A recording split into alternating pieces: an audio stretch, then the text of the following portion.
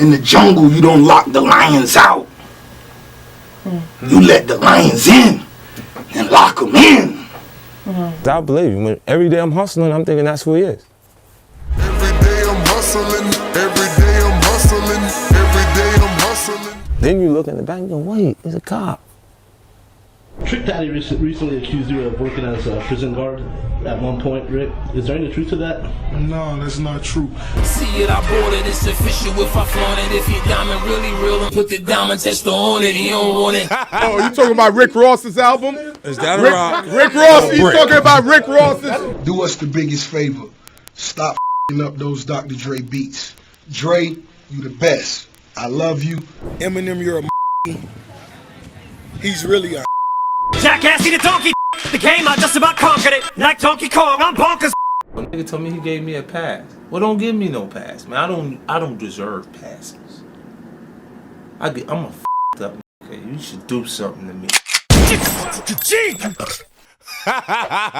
Nigga, I'm straight out of Southside. Officer Ricky. Welcome to Southside Stories TV.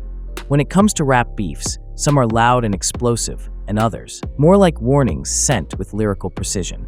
This is the story of Eminem and 50 Cent versus Rick Ross, a feud rooted in loyalty, respect, and a heavy warning wrapped in a freestyle. In early 2009, Rick Ross took shots at 50, accusing him of being fake and claiming he wasn't built for the streets. Rick Ross reportedly started his beef with 50 Cent after 50 didn't acknowledge him at the BET Awards. He then leaned into the conflict to build buzz and help promote his album. Shit came out of the clear blue sky to me. I didn't know what the he was talking about when I heard it. And then what he said was so whack that I didn't even know if the nigga was meant it or he was like, you know what I mean, some sideways shit. So anyway, she asked him where it came from. And he said from the BET Awards. I remember seeing Khaled, but I don't remember seeing Rick Ross at all. Nigga told me he gave me a pass. Well, don't give me no pass, man. I don't deserve passes. I'm a f***ed up nigga. You should do something to me. Listen, we're not gonna waste time on Curly. He's a he can't dress. And then he had the nerve to say I don't dress good. I think I dress good. No one in here is gonna argue. Don't you worry about it. He said I didn't dress good. Do us the biggest favor. Stop up those Dr. Dre beats. Dre, you the best. I love you. Send them to me. If not, pay me to write his raps. I'll do that. And you're a correctional officer and you decide to stop working corrections in order to go rap as if you're the biggest drug dealer in Miami. Don't want to see me. Don't play yourself. You my son. I don't even remember seeing this. The illest shit is, I don't even remember like in passing. Like you so unimportant that I don't even remember walking past the or anything. Shit is crazy, you know what I'm saying? But I'm gonna fuck your shit up. Now I know you. I believe you. When every day I'm hustling, I'm thinking that's who he is. Every day I'm hustling, every day I'm hustling, every day I'm hustling. Then you look in the back and go, wait, there's a cop. 50 Cent criticizes Rick Ross for portraying a gangster persona, even though Ross previously worked as a correctional officer, which 50 Cent views as inauthentic. This guy's the biggest fraud we've seen thus far. Like if you go from the guy is a correctional officer and he writes from the perspective of the biggest drug dealer in Miami. Now we know Miami is a port when it comes through there, and we know how people like the way they love Scarface. His infatuation with that got him. He done created this new character. Actually, the guy name that he took, Rick Ross, Freeway Rick, he gets out next month.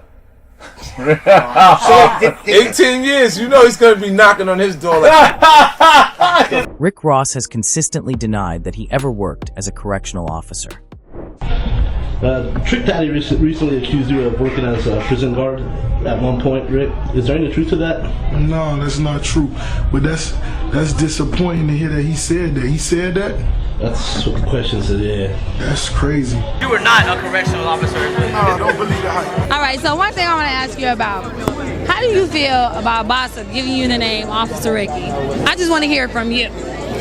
Baby, I'm worth too much money to even be, sidetracked on this carpet, you know what I mean? Or can I ask right now, was Rick Ross in his lifetime a corrections officer? Rick Ross done did it all to get money. We just recently had Rick Ross on with us, man. Yeah. And talking with you, talking with Yayo, talking with Nails, cats are like, man, you got him to answer the question about, is that him in that picture? As CO, yeah. Did you pick that up? He finally told the truth. I saw it. He said, yep, he's a correctional officer. That's him in the picture. Is that picture Rick Ross? Yeah, that picture was Rick Ross. Officer Ricky! You serious? And anything else that comes out is go, okay, I can't even take this serious. I gotta go pimp and curl it. I do something else that's effective and laugh at it so no one else takes it serious. You know, because there's no way. How could you attack that? Can I ask you, with all the attention you're giving him, does that help him? Well, it doesn't. See, you don't think it does? Because they always say, you know, even bad publicity. Yeah, bad publicity is good when you, not at a time when you actually, your material isn't generating anything. Right, because I didn't know right, yeah. Today. Right, so what happens is you're aware of him, so you're going to notice his record sales are super low. Do you understand what I'm saying? Like, because it's not enough for you to go buy his record because you didn't hear a song that made you feel like you should be interested. You just heard he was talking to 50. So at the end of the day, like the record sales come in and they go, wow, so you really suck. You saw like 30,000 records. Get out of here. 34,000? 34,000. Sheesh. Is that a rock or a brick? Oh, you talking about Rick Ross's album? Is that a rock? Rick Ross, he's talking about Rick Ross's. That's oh my God. 34. Let's talk about it. Let's talk about Rick Ross's album. 34,388 copies, and you know they went and bought some. Oh, so you saying the label bought Rick Ross's album? No, you know he had to buy some. Anybody would have panicked. How much you think Ross bought, yo? Yeah, that about 15,000. He bought 15,000 albums. I think that it's an opportunity to create energy or like a excitement for the actual release of a record. And I understand that it may be more attention than you usually get, but it'll be the kind of attention that when it goes away, you go away completely. Like there's nothing else left for your ass. You complete it. Done.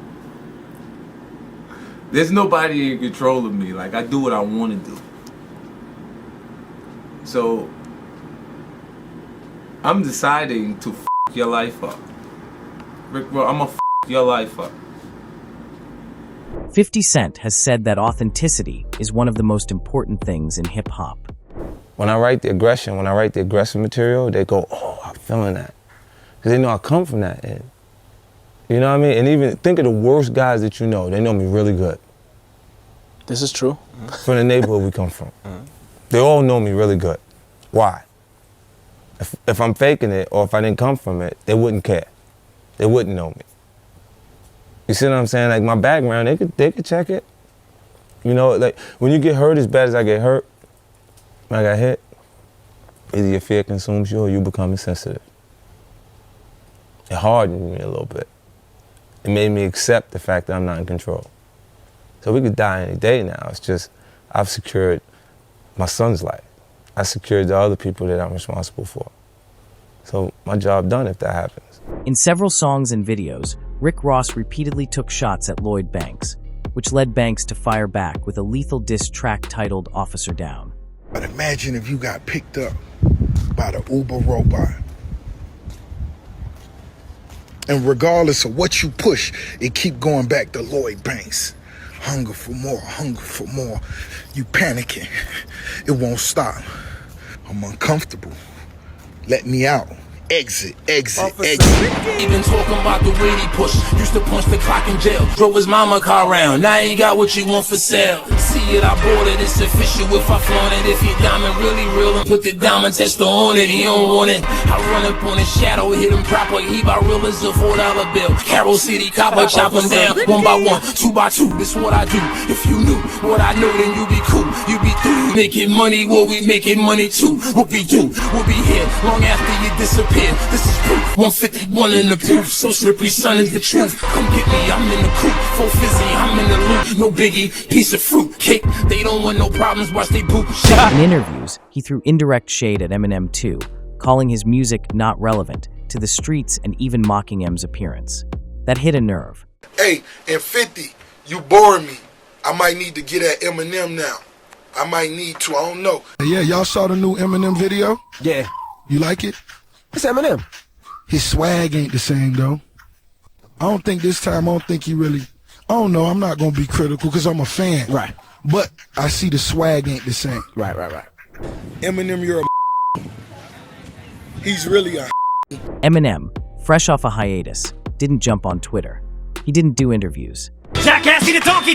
The game, I just about conquered it. Like Donkey Kong, I'm bonkers. I'm the king of the shit. I reign supreme in this shit. No sense screaming and arguing. Makes no difference whether a Benz, a Bentley, or a Beam is the car you win. You think you ball? Well, I palm it. I throw up bombs when I bomb it. Boy, I throw down in the kitchen. Might hit your mom with my omelet, but you got egg on your face. Now watch me drop an atomic. I should be strapped to the chest of a kamikaze. I'm as bastard as Ozzy. It's obvious, you can tell right off the bat. No pun intended, but come any closer, I'll bite off your head. He didn't go into a full diss, but knowing M's history, that one bar said everything it needed to. It was like telling Ross, I see you, and this can go left real fast if I want it to. Now here's where things really get serious. Detroit legend Trick Trick, one of Eminem's closest allies and a true enforcer in the city, didn't like Rick Ross disrespect either, and he made it known. In hip-hop, the term no-fly zone means an artist is banned from performing or doing business in a certain city. Trick Trick made it official. Rick Ross was banned from Detroit. Yo, what up, though? This the big homie Trick Trick all the way from the no-fly zone, Detroit. You understand me and you watching thisis50.com. In fact, in 2014, Ross allegedly tried to perform at Detroit's Hot 107.5 Summer Jams concert, but was blocked at the gate. Security reportedly told him, "You're not performing tonight." Ross ended up leaving without stepping foot on stage. We have Rick Ross right outside here tonight at about 11 o'clock. When he was pulling up to come into Shane Park, he was met by 100 individuals outside. We have tried to pull every resource together and ask him to come back. He is in fear of his life. This is real shit. He's in fear of his life, and he's not performing here tonight. And he may never come back to Detroit. When Ross was asked about the situation, here's what he had to say. But I have to ask you, okay, what is going on with you in Detroit? There was a show that you were supposed to perform, right? And you made, you referenced it on your Twitter. Right. You made light of it. But now it's like the headlines are crazy. The blogs are like, Rick Ross is fearful of his life. He can't come to Detroit anymore. Right. So no fly zone. What's happening? What's going on with that? Somebody is misleading our like, yo, we went out to Detroit, we had a gig to go to, so the team head over, to the gig. And I got my team, so my team is always in front of me, just to make it clear. I never even made it to the venue. Okay. I never made it to the venue. Me and whoever this gentleman is, we never crossed paths. He never spoke with Rose. And I expect him to clarify that. I expect him, to tell y'all, we never talked to Rose. We never spoke to MMG. But anyway, the caravan on the way to the venue, and, they get there and someone has locked the gates to the venue. Padlocked or however they did it. The gate was locked. It was gentlemen supposed to be here. This I didn't see myself. Okay. It was supposed to be gentlemen here who were talking with the police, and it was very peaceful. Okay. For my team that made it, there before you. Right. They didn't even know it was a problem, and so that's the promoter's job, you know what I mean? So to guarantee that it's right, a safe situation. Right. So the promoter himself say, let's get it fixed. We say, let's go to the casino. Shout out to Greektown Casino. So we went back to the casino. And, that's where we chilled. And that's when I got the story that there was supposed to be a mob gang. And, that's totally false. Mm-hmm. No one spoke to MMG. No one. So what happens now? Like, do you go back to Detroit? I mean, like, you know, for me because personally, your fans are out there. They want to see you. I mean, for me personally, you know, of course it ain't personal because I was paid and I was paid well. You understand? And I just feel bad for those kids that stood out there 6 hours, that wanted to see Ricky Rose and couldn't see the boss because someone padlocked the gate.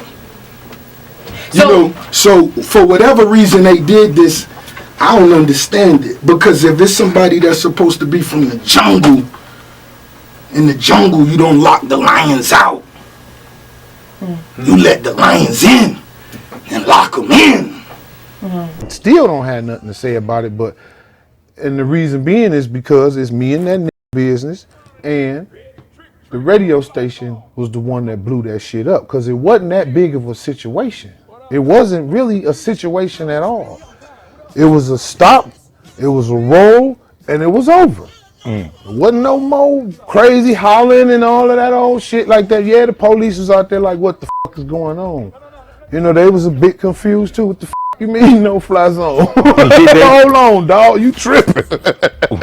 Trick later confirmed the no-fly rule, saying if you don't respect the city or its people, you don't get to make money there. And with M and Trick being tight, that no-fly zone came with heavy backing. Detroit has become a no-fly zone. So majority of the artists are not allowed here, right? Without is there a list fucking permission or spending money. Y'all record labels better start signing some of these goddamn artists from Detroit, or y'all artists can't come in this taking no goddamn money. The beef never turned into an all-out war, but the message was clear. Eminem had drawn a line.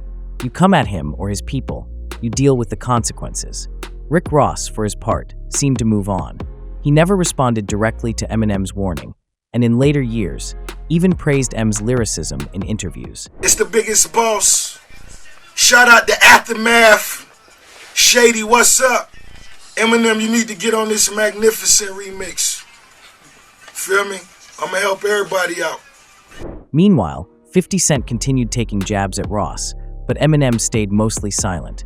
His one-liner in Despicable said more than enough. And Ross never tried to test that line again.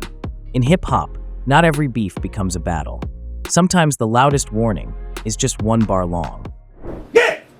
Officer mother Ricky, when I catch you, I'm gonna cut you.